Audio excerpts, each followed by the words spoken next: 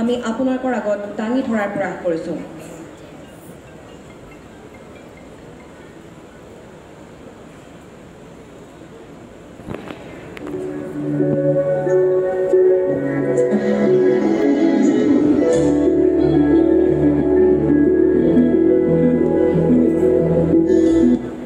জনতাৰ সেৱাত জনকল্যাণৰ বাবে উৎসৰ্গিত মুখ্যমন্ত্ৰী ডক্টৰ হিমন্ত বিশ্ব শৰ্মাৰ নেতৃত্বাধীন কল্যাণকামী অসম চৰকাৰ ৰাজ্যৰ সৰ্বদিশ সামৰি প্ৰশাসনিক সংস্কাৰ আৰু সুশাসনেৰে সৰ্বস্তৰৰ সৰ্বাংগীন উন্নয়ন অসমৰ অগ্ৰগামী জননেতা ডক্টৰ হিমন্ত বিশ্ব শৰ্মাৰ স্বপ্ন আৰু প্ৰত্যাশা।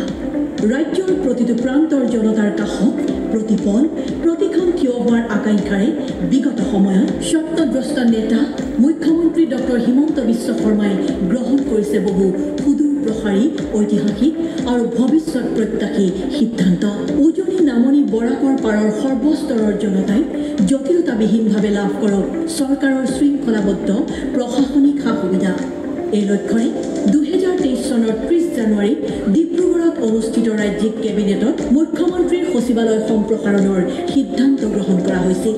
এই সিদ্ধান্ত বাস্তৱায়িত কৰি উত্তৰ অসম আৰু উজনিৰ ৰাইজৰ বাবে গুৱাহাটীৰ বাট চমু কৰি ডিব্ৰুগড়তে দিছপুৰৰ সকলো সা সুবিধা প্ৰদানৰ মানকেৰে অহোপুৰুষাৰ্থ কৰিলে ৰাজ্য চৰকাৰে। আৰু এই প্ৰচেষ্টাৰ অন্যতম ফচল হৈ ঐতিহাসিক ডিব্ৰুগড় চহৰৰ বুকুত গঢ়ি উঠিল মুখ্যমন্ত্ৰীৰ আনটো সচিবালয়। কেন্দ্ৰ আৰু ৰাজ্য চৰকাৰৰ বিকাশ আৰু উন্নয়নৰ প্ৰকল্প তথা আঁচনিসমূহৰ শুভফল প্ৰতিটো প্ৰজন্মই